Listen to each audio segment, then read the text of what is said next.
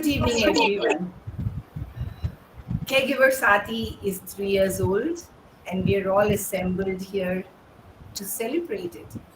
And as a part of our anniversary celebrations, we are here to talk about a very special initiative of Caregiver Saathi called the Gentle Warrior Conversation.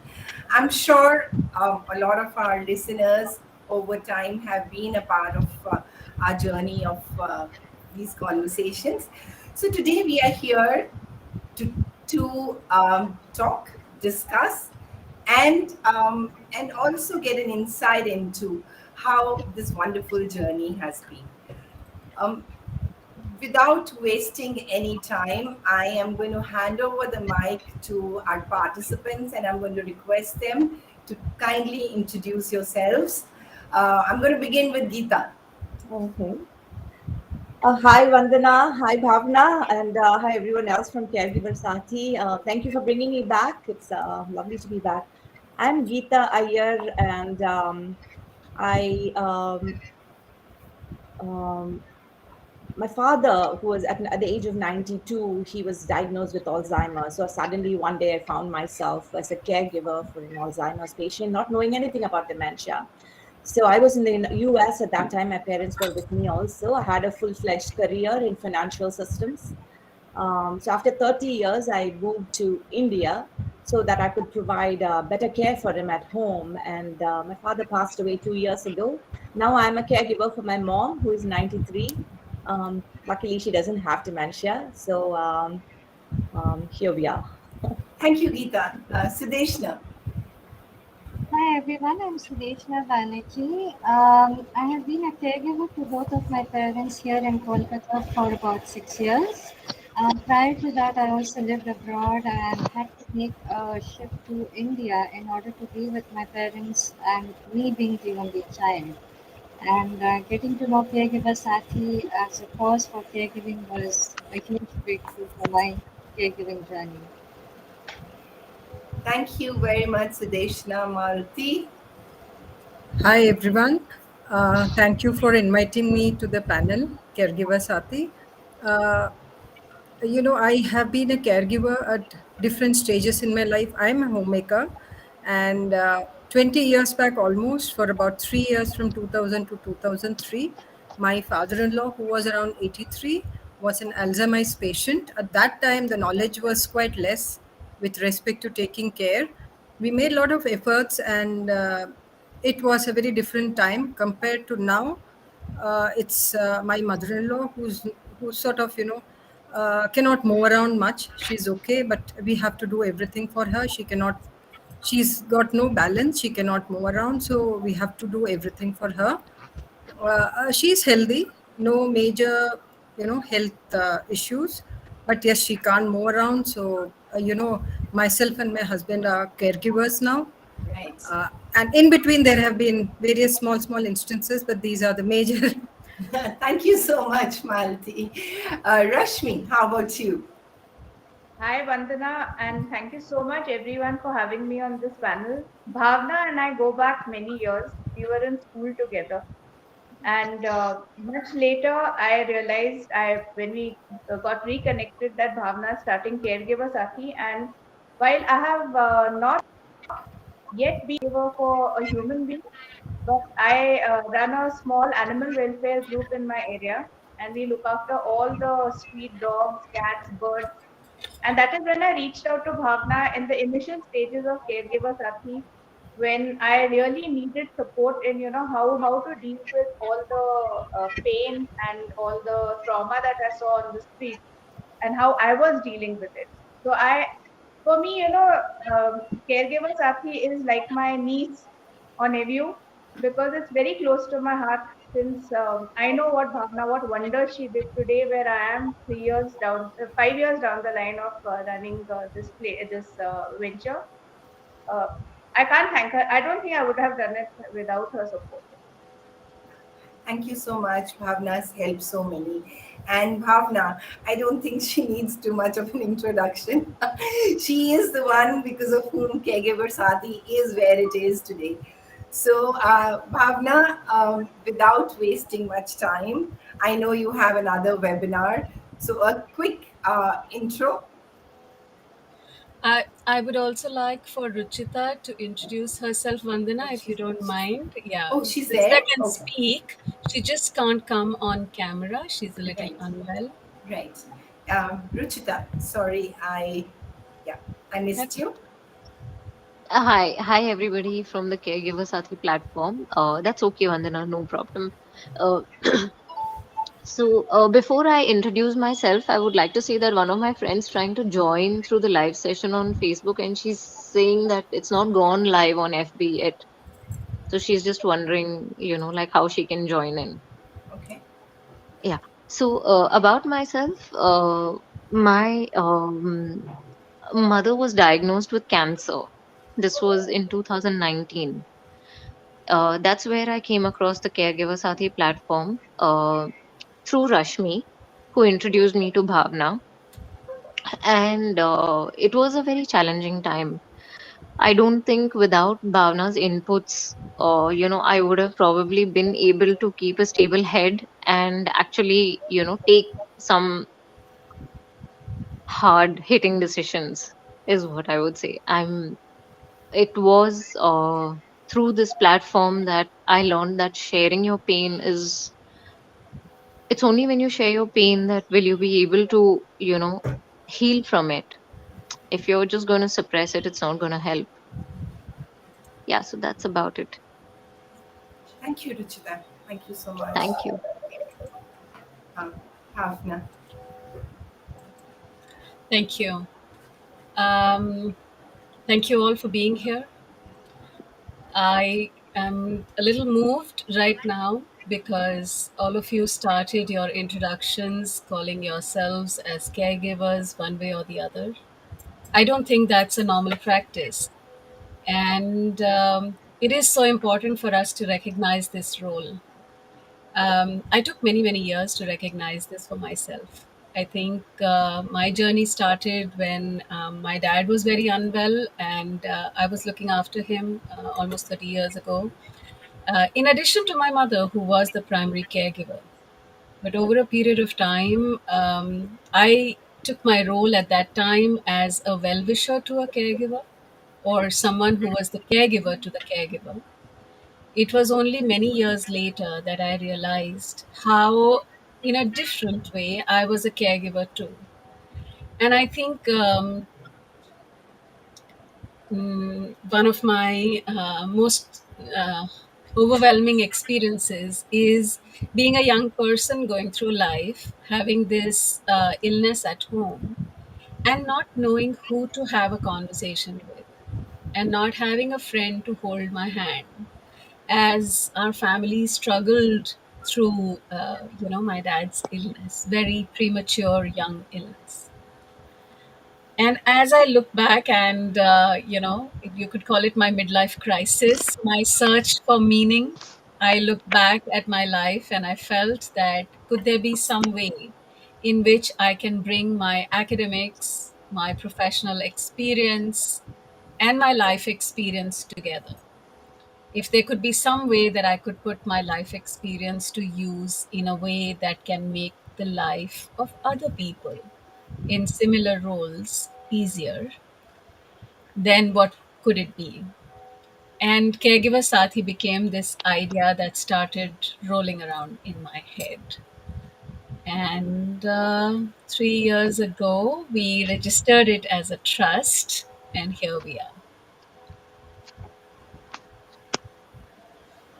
Thank you so much, Bhavna. And we all know, in fact, everyone on this platform knows what a difference Caregiver Saathi is making to the lives of caregivers. So many. I know for sure, the a lot of caregivers feel connected, and which is something very unique in India. So thank you for creating Caregiver Saathi, Bhavna. I also know that you have another, you have to jump into another webinar. So before I move on to the panelist, I have a few questions for you, Bhavna. One very important question that comes to my mind is, how is storytelling important for caregivers? Bhavna? So, as I was thinking of putting together Caregiver Saathi, and this was, like what would we do? How will we support caregivers? What was really my story? The biggest inspiration in my life was my mother, who I saw go through a very difficult journey. And as I tried to make meaning around caregiver experiences, so who is a caregiver and what does a caregiver really experience? How can we help them? Right? That's the conundrum that we are trying to solve. So I spoke with many people who have been caregivers, and every time I spoke with someone, I found that they would be overwhelmed.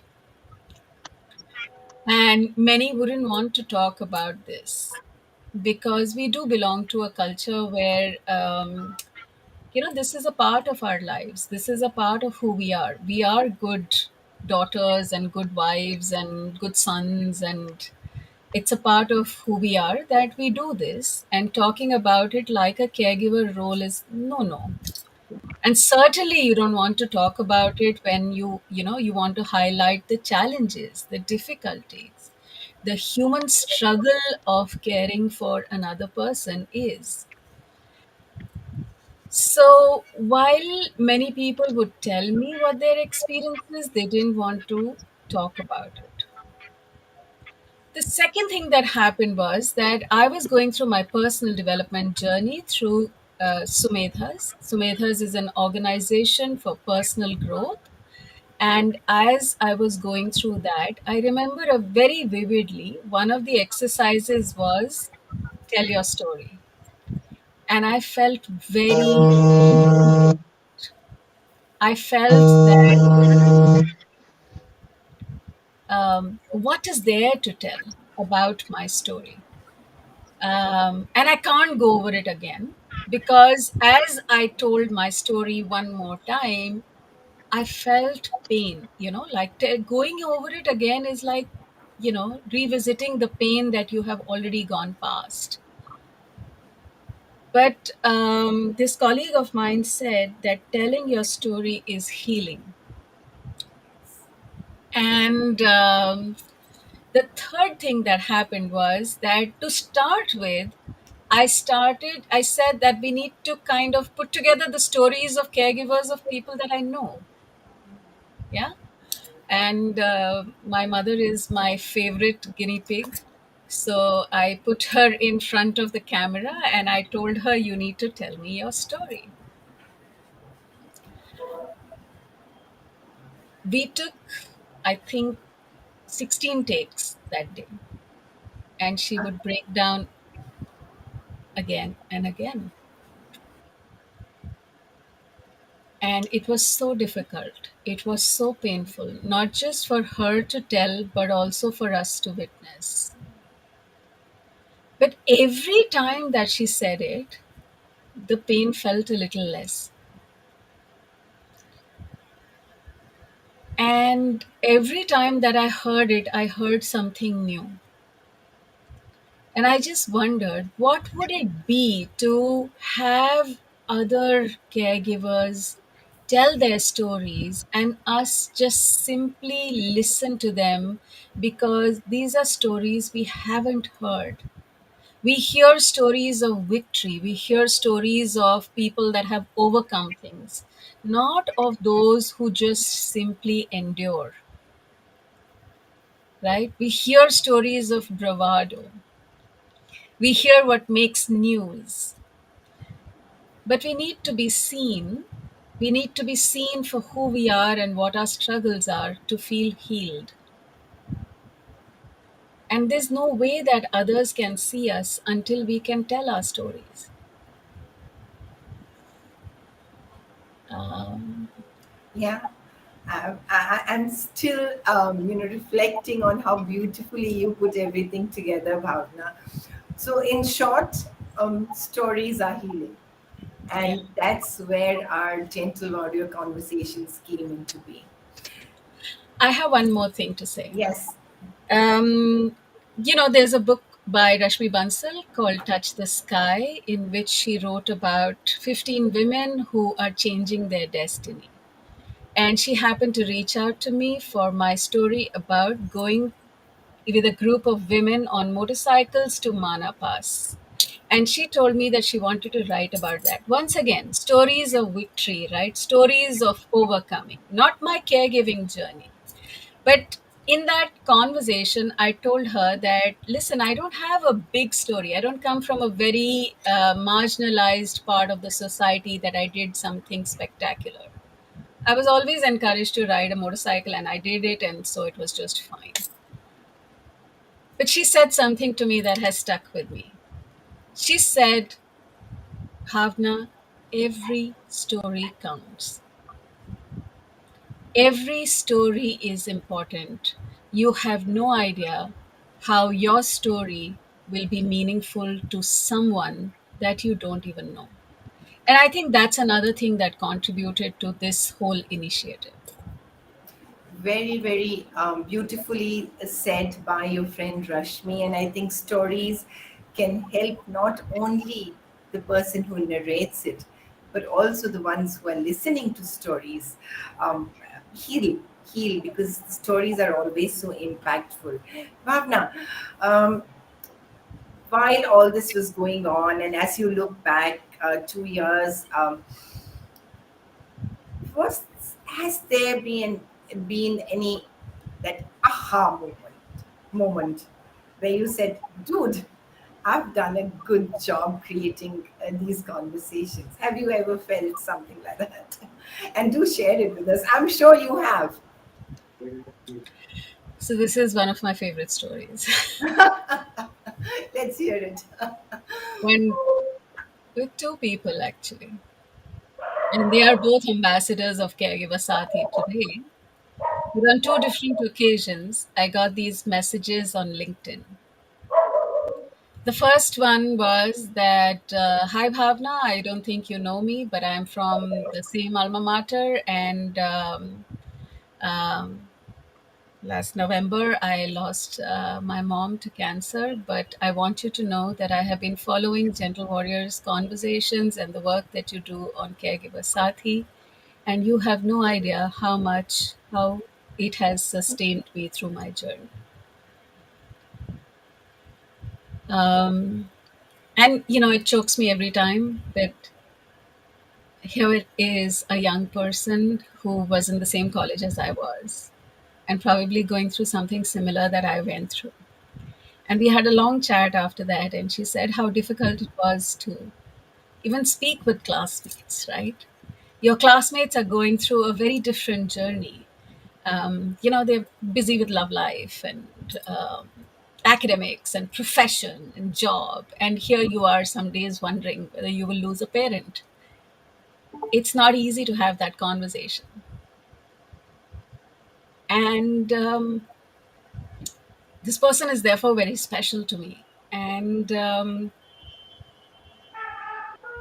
day we got together and we both cried together for our lost youth. But I feel that if there was one person who had a different experience than I did, then it is worth it. Um, and there was a second person who, again, wrote to me on LinkedIn again. Somehow was searching for some caregiver support groups and landed up and found my name and then wrote to me and said, I've lost my mom recently. What do and I didn't know there was such a thing, and I want to do something. And there was a very different energy about this person. But what can I do? And I want to change this. This shouldn't happen. It's like, and well, what started initially with writing a piece about her story to now a very very active ambassador with us. I feel very connected. Thank you so much, Bhavna. I think for the listeners, these are very beautiful insights on how the entire the concept of gentle warrior conversations came into being. Thank you so much, Bhavna. And I know you have to jump into another meeting, and I'm going to take it up to the other panelists now. Thank Thank you. you. Yeah, I just want to leave by saying that I love you all, and I'm so grateful for the beautiful stories that you have told, that you have shared. I am so grateful. There is no way that we could have come this far without your holding our hand and without us holding hands together. It's So lovely to lots hear of you, love. Bhavna. thank you. I And will see you all soon. yes, thank you so much. And thank you to all the panelists for being patient listeners here. Now, I am going to throw open the conversations for all of you. So, as we look back over the last, so many sessions we've had with these conversations, um, how has your experience been about sharing your journey on the social media? I know it's not easy, like Bhavna said, the concept of talking about your caregiving journey is something which we don't open up to, because we feel it is a responsibility, and if we talk about it, what will people say? So I really want to get inside your minds, and I would like to know, how did you feel um, about sharing it on social media when it's open for everyone to see? So maybe I'll begin with Geeta. Yeah, sure.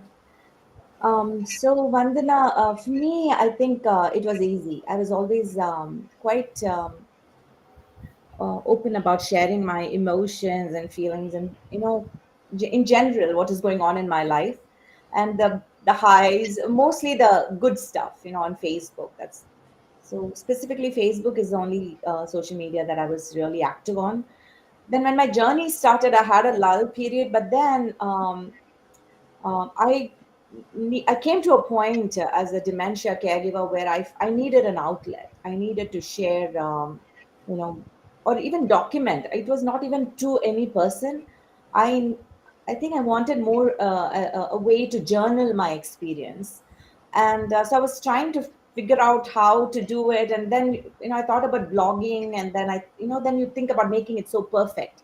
Oh, editing, and I need my grammar to be perfect and all that, and that added more stress. But what I wanted was just express. So actually on Facebook I started a private Facebook page. It was intended just for me, our days with dementia. Just every day what's happening. It was a bad day, it was a good day, we laughed together, we cried together. I was angry, resentful, anything. And then I thought there is value in um, letting other people in.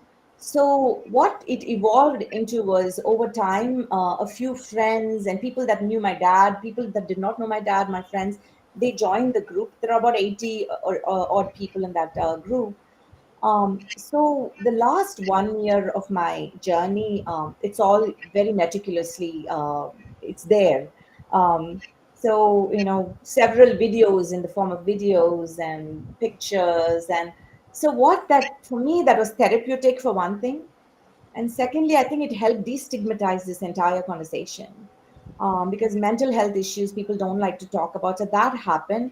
And the response I've received has been very positive, because for a lot of people, it was eye opening that you could have moments, the kind of moments I had with my dad, who had dementia, with him singing me, how to even talk to somebody with dementia. And I was a primary caregiver, and I was alone here with my mom. My sisters were in the US, so that was a way for them to, just a window for them to look through, what is happening, and Yeah. there. So these were, and now after my dad has passed, I'm able to go back, and some days I will just play some of those videos for my mom, and him laughing. I'll just search for laugh, and then I will be able to find those moments. And oh, he was happy. We were able to give him those moments. I think most importantly, over time, the journey became about more than surviving. It became about finding joy in the experience. That it was not just like, okay, every day, get up and do all these things that you do for as a caregiver. But for me, it was finding moments of joy. So when I started documenting, I wanted to create those moments. So I would, even something as simple as walking into my dad's room and he would say good morning with a smile. I would record it. I would walk in again and it would be the same moment. So two things with dementia, because the memory is short-lived, you have to find ways to enjoy the same joke, same song, same moment over and over again, and you laugh about it and you enjoy it with them. So that it taught me that very important lesson, that I didn't need variety.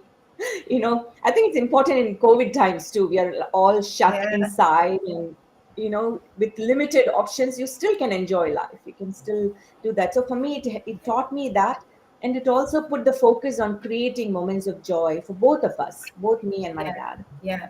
So what I kind of gather from what you've shared with us is destigmatizing. When you bring it on Absolutely. social media, you are destigmatizing the whole role of a caregiver, which is otherwise so kept under wraps. So thank you, Geeta. Yeah. Malti, your take on it. First, when you look back at sharing your journey. Second, also, I would like an insight into, you know, how did the family react? Because, like I said, to talk about your struggles as a caregiver may sometimes not go down very well with the family members. So, your insights into it, Malti. Yeah, Vandana, as Geeta put it, first thing is talking about it was quite therapeutic. And with respect to the dementia aspect of my father in law, as it happened such a long time back, it's still very clear in my mind. At that time, I was looking out for, various venues and information to see what all, help could be gathered to help a person having dementia. They were nothing. I just found an article in the newspaper which some lady had written her of about her experience with her mother, and that was my only connect. I had contacted her and she gave me number of nimhans, and otherwise there was absolutely no information about anything to do with that. So it was always in my mind, how come, like, people, this is something so common which happens but people do not talk about it. So the first thing when you asked me, and when we had to talk about it, though it's been a long time, but still I feel people do not really talk about it. They just go through it. So it helped me talk about it. And with respect to myself, it was therapeutic, as I told you. And it helped me, remove the blurriness of the various roles as caregivers that we've been we sort of mingle it with everything that is happening in our daily life, and it gets mixed up. So I could clearly demarcate the role as caregivers as we played at that time, about which there was absolutely no talk in those times. It's better. And caregiver gave me a platform to express all those thoughts. And right now, for the past few years, that we've been caregiving, both my husband and myself, with my mother-in-law. So totally different scenarios, and it's very different. But again, as other people on the panel spoke about, it is not talked about much. My family, when I spoke about it, it became tangible. The efforts being put by us was sort of brought to the fore. It's always in the background what we are doing. So as I told, the roles were sort of, once you think and demarcate the roles, it comes up. So we are doing these things, and it felt good to talk about it. And with respect to the social media, the people known to me, my friends and relatives, or whosoever who saw about it, many of them did come back to me on a personal basis and spoke about their journey as caregivers, which probably they had not They done. wouldn't So have. Yeah. Yeah. So Malti, I think what you said about demarcating and also recognizing the role of a caregiver, because in everyday activities somehow the caregiver role is never identified. And when you come on a social media platform and talk about it, people recognize that caregivers have a role to play also. So thank you for sharing that insight.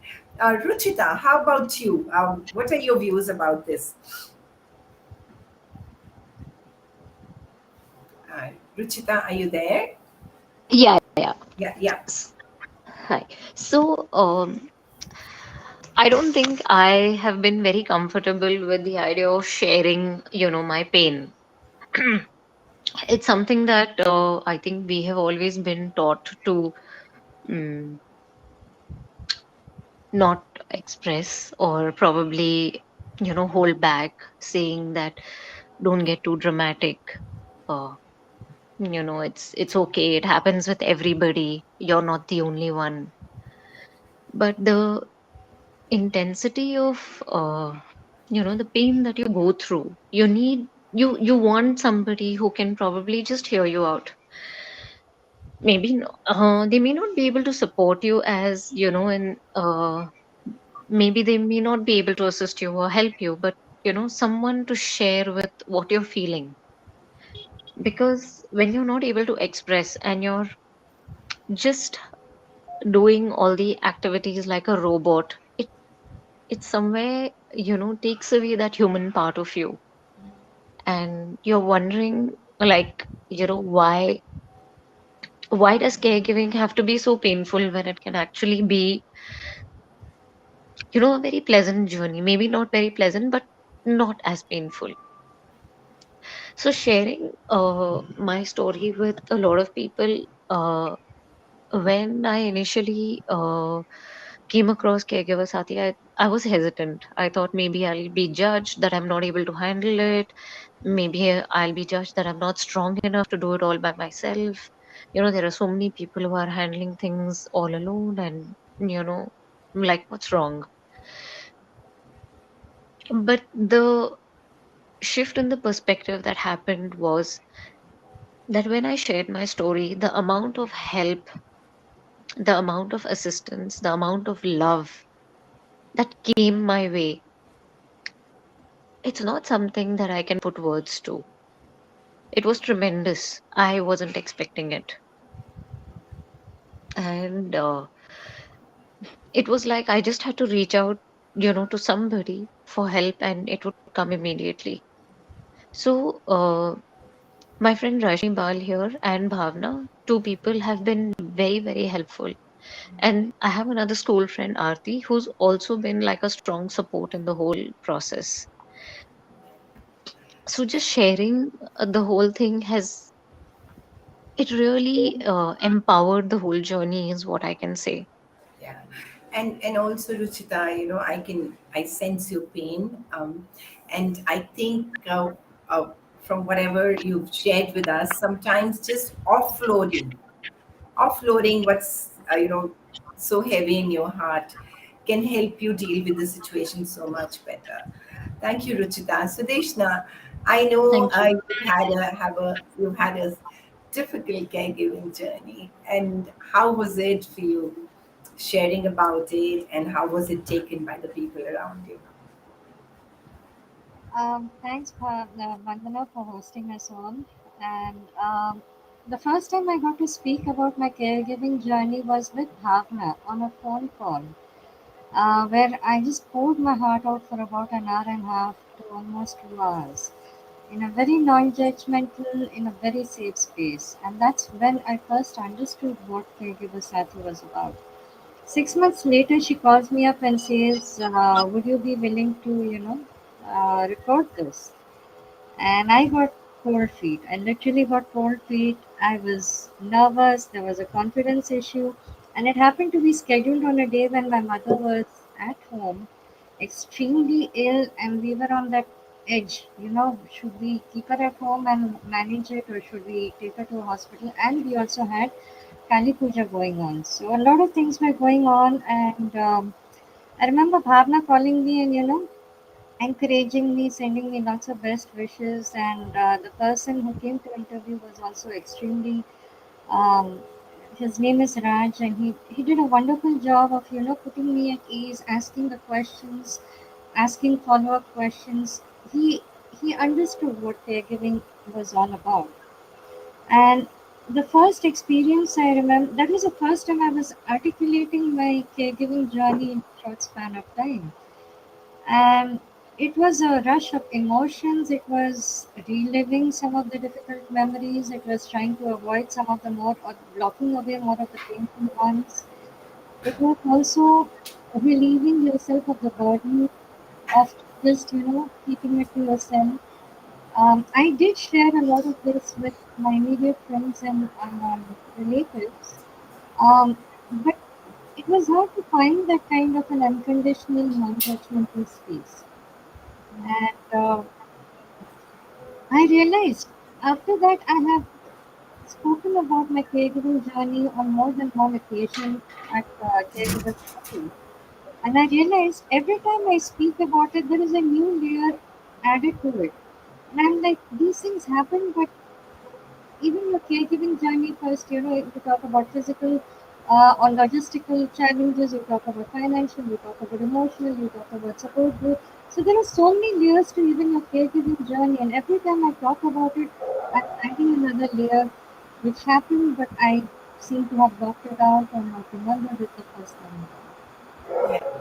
So thank you, Sudeshna. Like you say, there are many layers to it. And I just a few days back, I was talking to the caregiver of a terminal cancer patient who says, "Wait, Vandana, I'm standing in the queue to buy medicines," and she was in the queue for about 45 minutes. And this is in North India. So, that 45 minutes in winters must have taken a certain amount of toll on her. But this is not going to be recognized, right, Sudeshna? So I think, like you said, each time you talk about it, there's a new layer, there's a new perspective, and also it helps you offload a little more of your burden. Thank you. Thank you so much for that. And Rashmi, I would like your views on your caregiving journey also. So about sharing my story on social media, it wasn't so much, about sharing the story than in the entire process, understanding that, the depression that you go through, the frustration that you go through, you grow up knowing that you're not supposed to have all of these feelings. You're not supposed to get frustrated. You're not supposed to, get depressed, but accepting that it is okay to go through all of these emotions that you're going through. They are part of you. There's nothing wrong with you that you're going through these.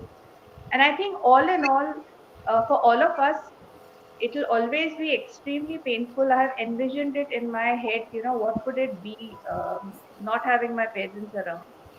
So I think that this has been a journey where I am getting prepared that one day I am going to step into those shoes, and how am I going to learn from all you wonderful people, what all you have experienced, and uh, you know how am I going to imbibe that?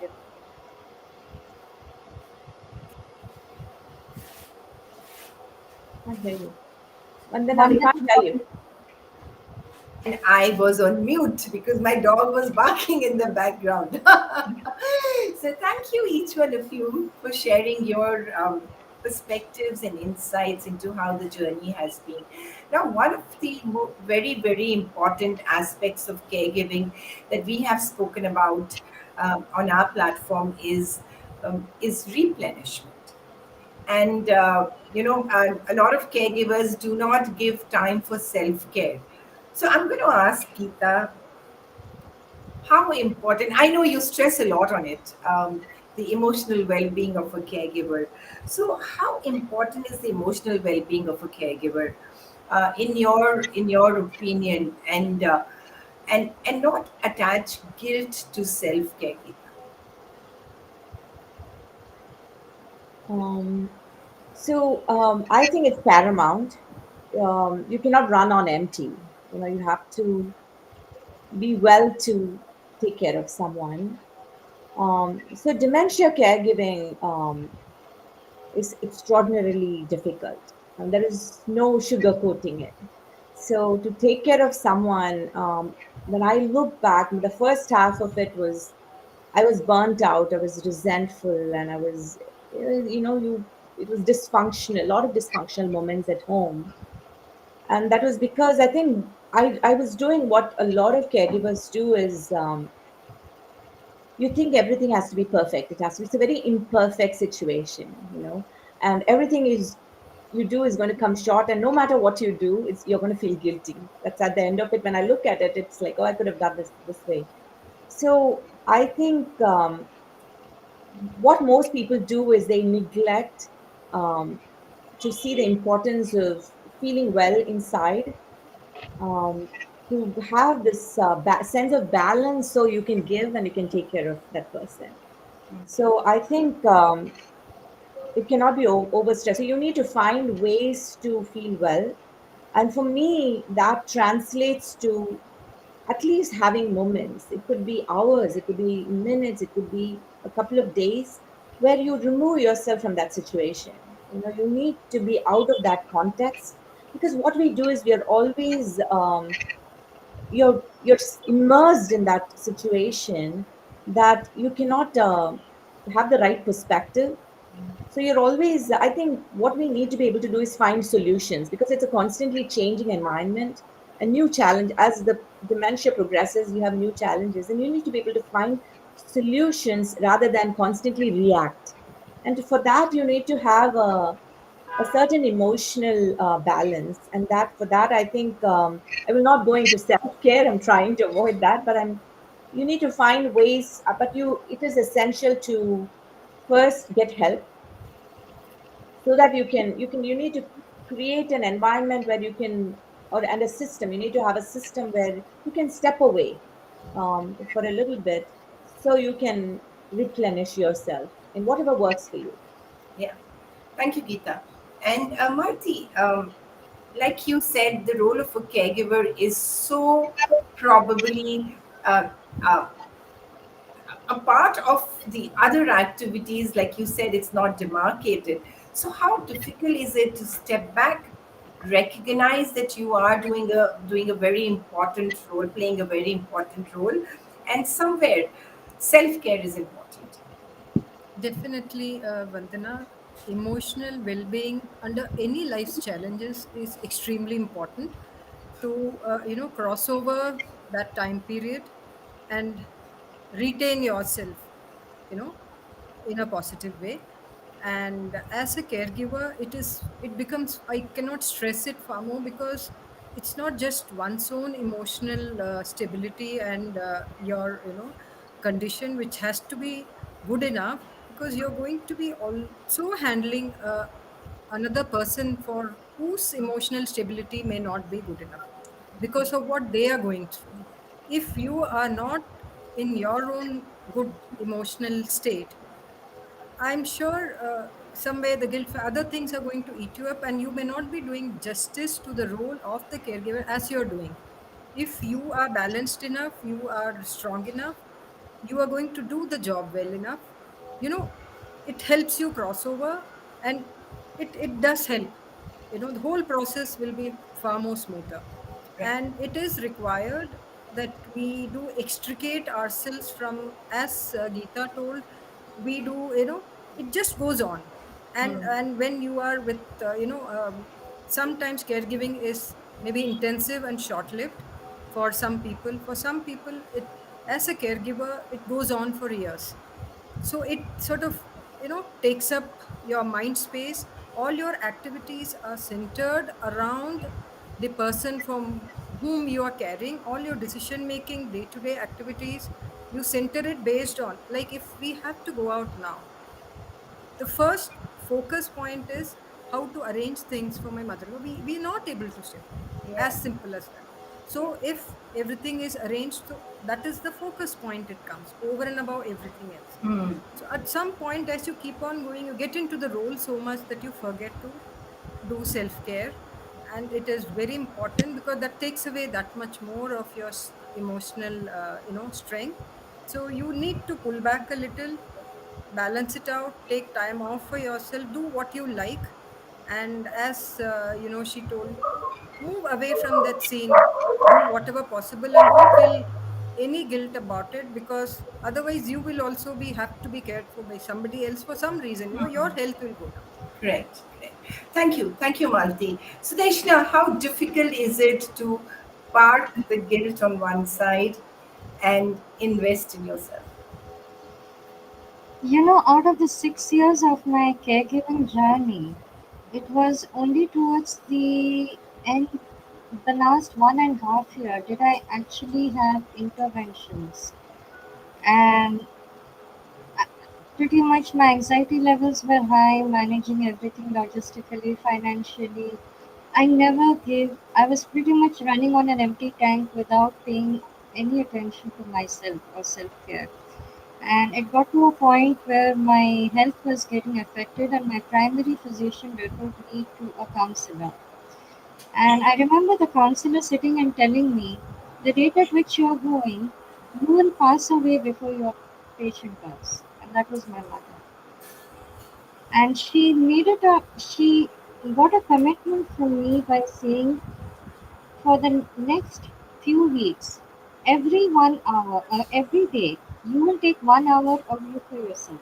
You lock yourself up in the room, go out of the house, do whatever it takes.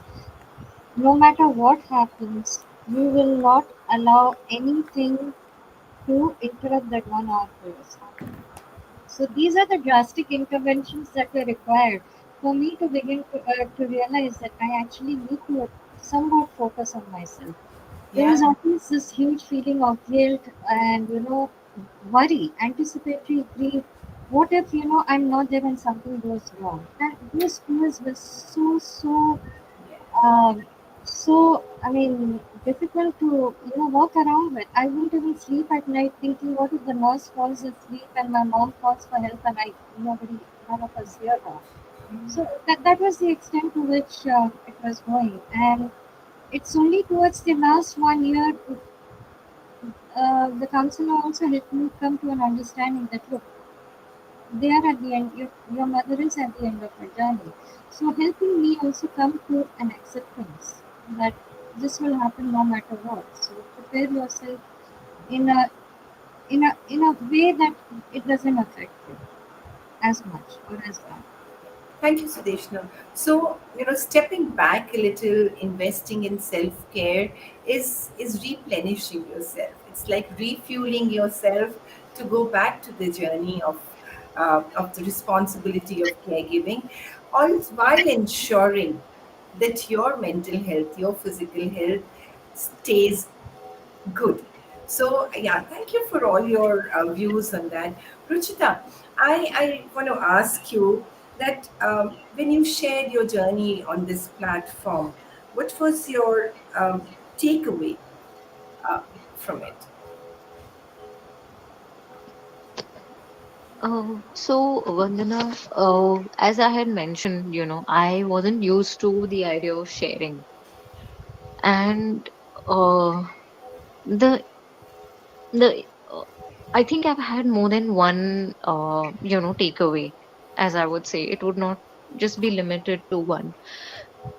One thing that I realized is, to ask for support, to recognize areas where you need support rather than feeling stuck and that you're unable to do everything, and you're unable to handle, and constantly beating yourself up that, maybe you're not doing a perfect job or a good job. Instead, identify areas where you can outsource work to other people. Reach out to friends. If friends are not available, if relatives are not available, reach out on social media. There are people who are ready to come and assist. With me, the challenge was that my mom's health started drastically deteriorating when the first bout of COVID came, and nobody was allowed in the apartment, including my brother. So I had to literally, explain again and again to the secretary of the building that I really need my brother to come in because I am unable to manage, and my mother might suffer in the process. So initially they refused to pay heed, but what happened later was that I sent a very straightforward email saying that if this is not going to happen, then it's going to be an irresponsibility on the part of the society or the apartment. So then, they let him in because You need somebody, there with you to at least see if, she's okay. She's bedridden, and you don't know what she might want. And what if I'm unable to hear her? So with no house help, with uh, no other assistance, it was tough. So to recognize areas, and sometimes you really need to stand up and say that, this is something I can't accept, and this is what I want, for me to be able to help myself, even in the smallest way possible. Thank you, Ruchita. Yeah. Thank you. So, as we come to towards the end of the webinar, so I'm going to throw open a question for all of you, and I would like each one of you to reply in either one word or more than one word. So I'm leaving the choice open to you. So, what is it that what is that one thing that you realized in the caregiving journey, which is extremely important to caregiver? I know this is a very open-ended question and it can have multiple answers, but what, in your view, is that one very, very important thing for a caregiver? Geeta, I'll start from you. Um, so the one word I mean, there are many answers, like you say. So the one word I'm going to use is joy. Because for me, when I became a more mature caregiver, more informed, um, I think I became a better caregiver, like I said, when I learned to create moments of joy, especially for dementia, that there are things, dementia strips a person away, many things from a person. And so the ability to communicate and know things, and they become completely dependent. But there are still things that they can do. So, and one thing is they can feel things. So they can feel joy. And when they can feel joy, you can enjoy those joyous moments with them. So I think that is, joy is my word. Joy is your word. Sideshna, what's your word? Support system. Having relocated from North America to India and trying to piece together a medical care system for both my mother and for my father first and then for my mother was a very difficult task. I had to establish contacts with doctors, medical professionals from scratch. I didn't come with a network or a or support system here in Calcutta. So I definitely looked out for caregiver support and didn't find any at that point of time. This was back in 2014 and 15, which is when the journey began. So, yeah, definitely a strong support system to help with the logistical, to help with financial advice, to help with personal caregiver well being, pretty much holistic support system. Support, joy, support. And Rashmi, how about you? I think it was gratitude and acknowledgement of seeing my aunts, who have been caregivers to my grandparents. You always take it for granted, and you never appreciate, the kind of. I know my aunt. She left her job to look after my grandmother who was suffering from cancer. And today, if somebody were to ask me that I'd have to do the same, I know how hesitant and upset I would be, to be able to do that. So I think that really it was gratitude and acknowledgement of what my elders, in my family have done for their parents. That would be Recognition. Yeah, recognition. Malti, how about you? Yeah, I would say it gives a sense of one fulfillment with respect to doing something, an opportunity which has been given to take care of somebody, and sense of fulfillment when you do it well. And also, it's a test of strength of one's own, as to it a test in life with respect to an extra dimension which not everybody faces, some of us face. And when you come through it, you learn a lot. It's a learning process. Yeah, so fulfillment. Ruchita, how about you? Yeah. So I would say the person who is going through the illness is going through a very tough time. Do not make them feel like they're a burden. Yeah. That is an emotion that they can't deal with, especially seeing their children take care of them single-handedly. It weighs heavy on their heart. They may not be able to express it or say it, but it happens. And watching a lot of comedy, make sure you sit around them, watch a lot of comedy with them, make them laugh. Because there was this one incident when my mother couldn't balance herself in the washroom and she fell to the floor. And I started laughing and she started laughing with me. So, those small things where, you don't have to, don't make it too daunting and serious for them. So normalize, Yeah. right? Normalize, Normalize, normalize. yes. Yeah. So thank you for all your beautiful insights. I think our listeners would have got a whole range of new perspectives after hearing each one of you talk about your personal caregiving journey. For me, I've been a host to a lot of you here and a lot of other caregivers too. For me personally, um, as a palliative care counselor, for me, I feel uh, giving a platform to the caregiver to express is so therapeutic, so healing, not only for the one who who shares, but also for the one who listens. For me, hosting all these conversations has been enriching. It's been fulfilling. It's given me an insight into the mind of a caregiver. And I have learned so much from the journeys of each one of you here. And it has helped me professionally to, to counsel the various people that I support and I meet in the journey of their caregiving. So thank you everyone for supporting Caregiver Saathi, for being here today, and in spite of our small technical glitches, having the patience to hold on and seeing this through. And as I close this conversation today, to the viewers, you've been with us for our season one. Hold your breaths. We'll be back with another season. So thank you so much. Good night and God bless. Thank you. Thank you so Thank much, you. Vandana. Thank you so Thank very much. you. Thank Good you. night. Thank you. Good Bye. night.